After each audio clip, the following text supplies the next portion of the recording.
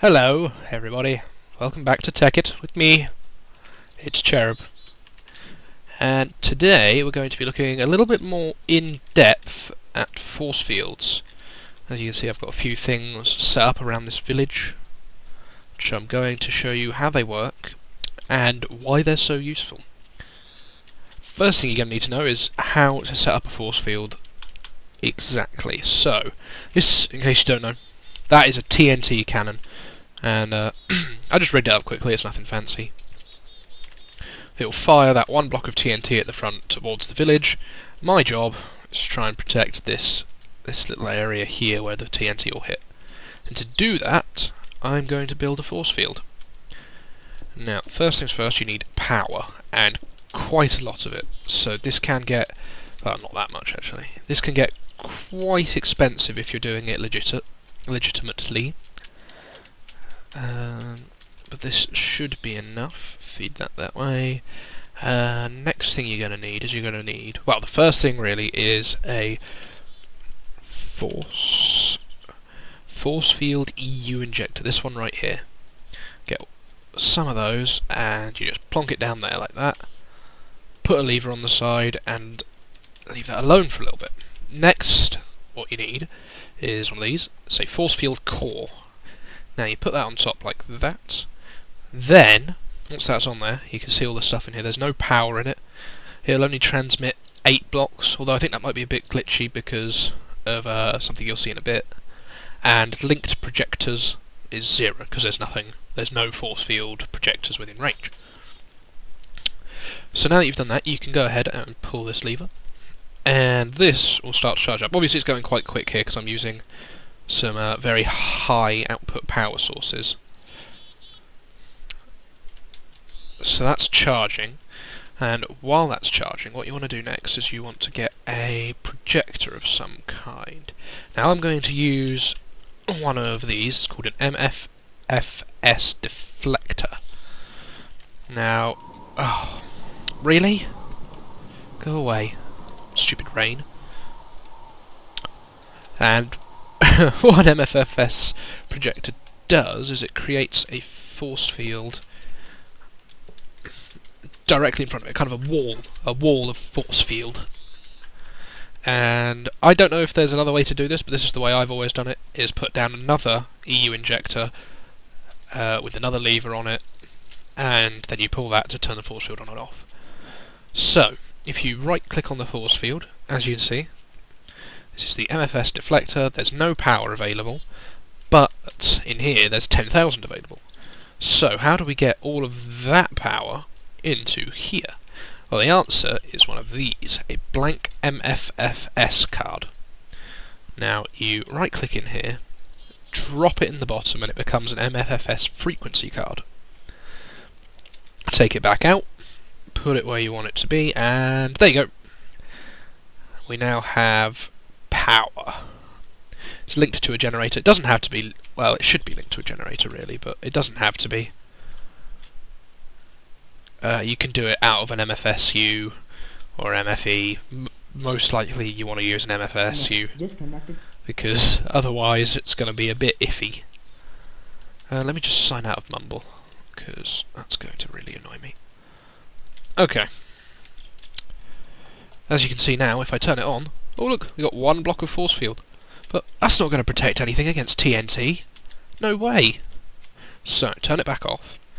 And here is where you can edit how big you want your force field to be. So I want it to be as big as it can possibly go, which is 32x, 32z, like this. Ugh, nearly there. Now distance is how far away from the actual projector it will project. So if I set it to 0, it will be right in front of the projector. Look at that, there you go. If I set it to 10, it will be 10 blocks in front of the projector. Now that is more like it. So, let's give it a try, shall we? See if we can protect our land from this TNT cannon. Bombs away! Ah, yeah, you see? Now what's happened there is lots of dirt. A TNT cannon has fired, it's been stopped by the force field, the most minimal amount of damage possible has gone through. Look at that, there's barely anything. It's nothing. Nothing at all. And if it was a higher TNT cannon, it would still hit the force field. It would have to try and get over the top or round the sides if it wanted to do any real damage to us. So that is your basic force field. The MFFS deflector is just one kind of projector you could use. Over here I've got all the other kinds. Let's get rid of all this crap in my inventory. Right. Hello sheep. So, we've got our power here, our injector, and our core. Now the cool thing about having a core is that you can link it up to multiple projectors. And you do that by using multiple MFFS frequency cards. So just take those. I'll also take that, and I'll show you what that does in a minute. If I fly over to this one, this is a tube projector. Link it up like that. Cool thing about tube projectors, you can basically make a big long tube of force field, which you can either have equal amounts on both sides of the projector, or you can have it all coming out in front. So at the moment it should be equal. Yep, there's an equal amount going both ways.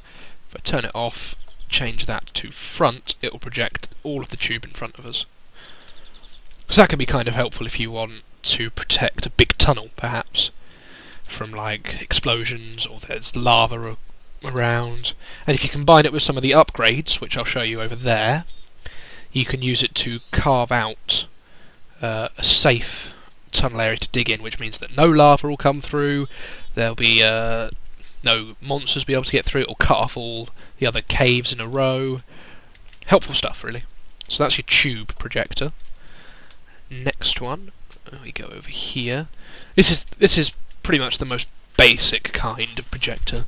It's a bit rubbish, really, unless you add the upgrades to it. And what it is, it's called a directional projector. So put that in there, turn it on, and it just creates a line in a direction, and you specify how long you want it to be. That's pretty much it. It's pretty useless, really. I can't see any use for it. Unless you add some of these. Now these are called MFFS directional extenders. And what they do is if you attach them around your projector, they don't have to be they have to be near it, but they don't have to be directly touching it, they can be diagonally adjacent. And then you turn it on and you get this thing. Now I still don't know how you could possibly use this thing for anything, but should you want a weirdly shaped force field, there you go, you've got one. Just turn it off. This one, this is the deflector, which you've already seen.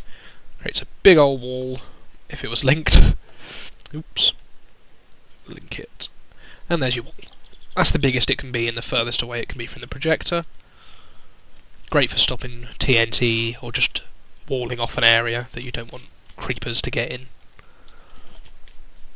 And last but certainly not least, one of the coolest ones is this is called an area projector, and it will make a complete sealed area of force field. So if I turn it on, this is a complete sphere now, and nothing can get in or out of this sphere.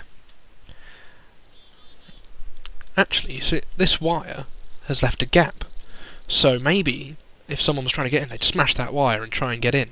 So let's try and get out. Oh no. Oh no, what are we going to do? We can't break through now. Ah, you see, that's one of the cool things about force field, is anything which is obstructing it, the instant you delete it, it'll fill itself in. So just turn it off. Oops.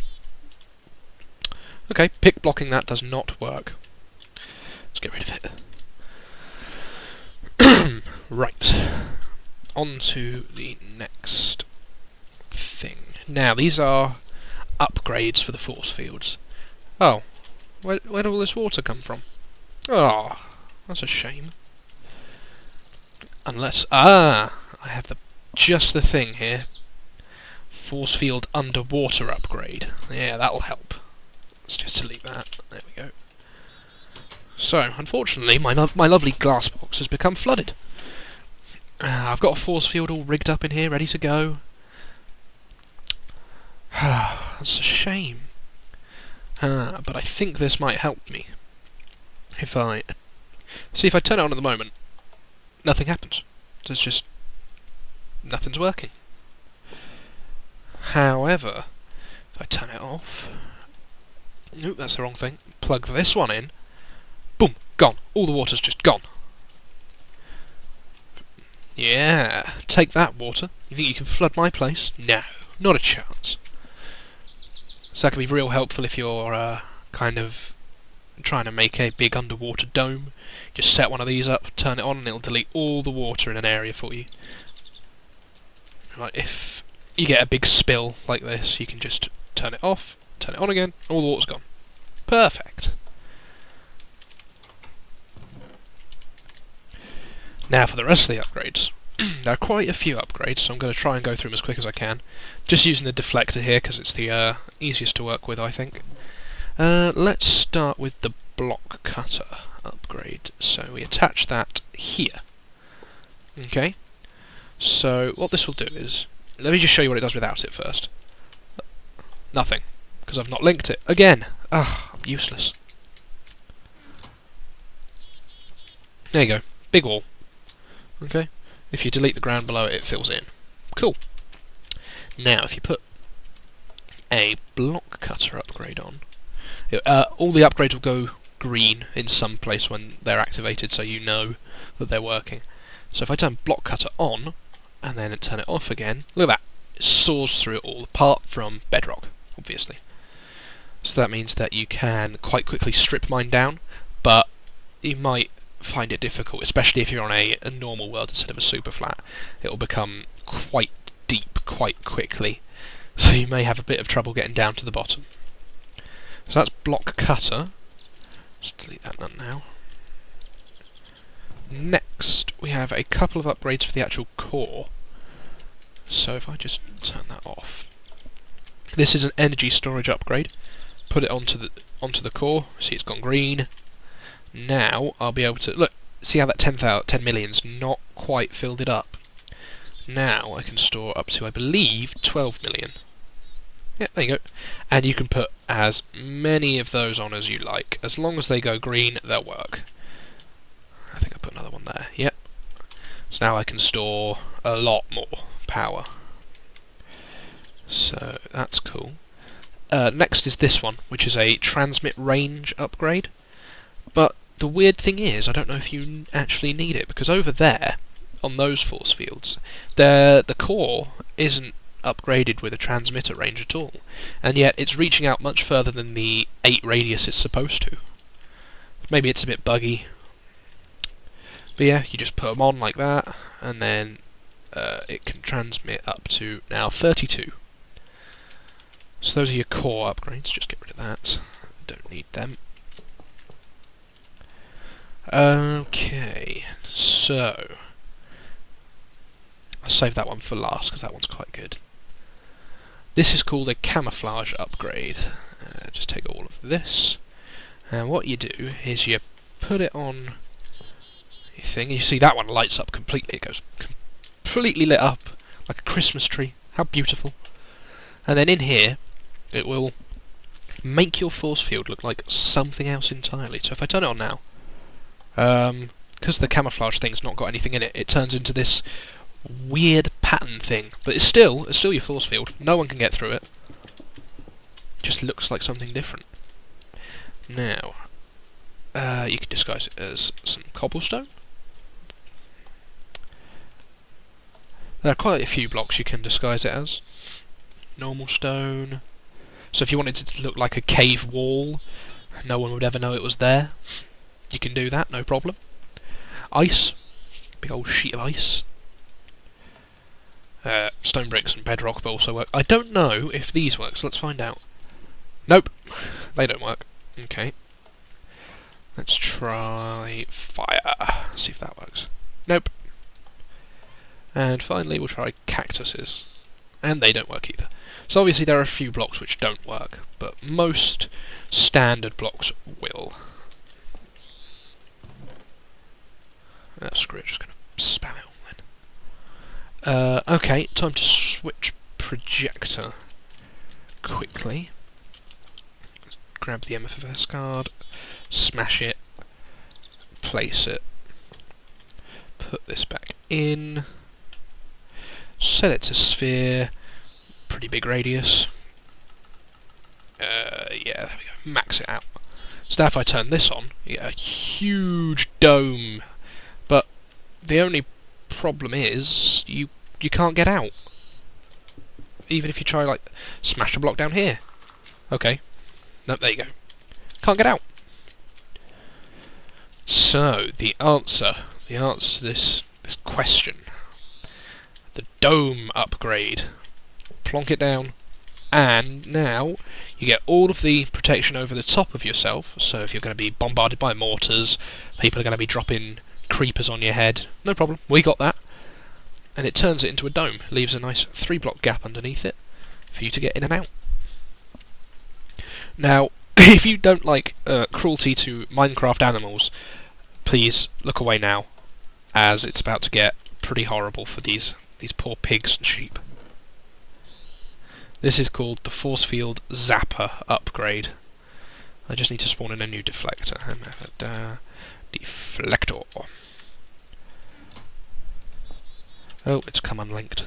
Never mind, just link it back up. And put it back in. That's dirt. That's not going to help me at all. No. Right. So, just make it as big as we can. Button bash. There needs to be a way to jump up to maximum or just hold it down. Okay, that should do. So, you notice that the force field at the moment has a lovely blue colour to it. Yeah, there's nothing bad about it. Oops, I need to shrink the distance by 1. 2. Then. It's lovely in blue. Nothing sinister about this at all.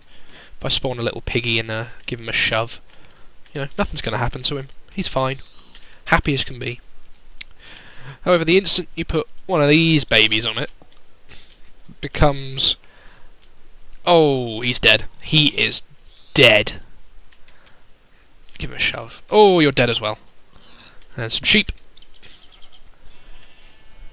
Yeah. It's not ending well for these guys, is it? And the same can be said for anything which walks into this wall. A red force field is a zapper force field, and it will hurt you, and it will kill you very quickly. Even other players. So if I do this... button won't work. Stupid button. Okay, I can't just switch myself to creative. That's annoying. Not creative, survivor. Oh no, that's that button. I think. Ah, there we go. Yeah, I'll just break into this guy's... Ow! Ow! Ow! Ow! Oh! Ow! Oh, that hurt. I can't get into his base. I'll die. So yeah. Pretty cool stuff, force fields. There are other aspects to them. You can use them to shield your nuclear reactor. And I've not really looked into it, but the clever thing about that is you can set them up as so as it will read the reactor temperature, and as soon as it goes above 75% of critical, it will activate a force field to contain any blast which will threaten your stuff. It will contain the entire thing. It's strong shit, this force field. Proper strong stuff. I'm not sure why you get a lava block. Well, I assume that's lava. Well, there you have it. The village is protected. No one was harmed in the making of this film. Those were only decoy pigs. They weren't real pigs. Force fields will probably even deflect some of these, but I don't know. Let's find out, shall we? Let's see just how strong a force field is.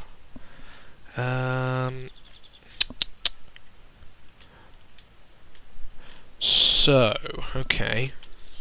If I turn this one on, put a nuke on it, Let's see if the force field will contain it or if it will cripple. Obviously the projector is going to be blown to pieces, so it might still blow up the entire world. This is probably a bad idea, really. Oh well. I've had worse ideas. I've had much worse ideas. Give it a cobblestone. Oops. Okay. Oh, oh god, this is a bad idea. This isn't going to end well. I can't watch. I'm not going to watch. Oh, here it goes. Oh, boom. Okay. Oh wow. Actually, you know, that's not bad. And how is this thing still standing? So as you can see, it's taken out a bit of the ground. The TNT cannon's pretty much fine. I mean, compared to what a nuke normally does to a village, like what this nuke might do to a village, I mean, that was nothing. Nothing at all. Unfortunately, the village doesn't have a force field to put around that nuke, so say goodbye. Goodbye. That's all we have time for, everybody. Hope you enjoyed this video, found it informative, and it will help you with all your force fieldy, Tekkity needs. What an interesting shape this has exploded into. I could always sell it as art. Anyway, see you next time. Bye.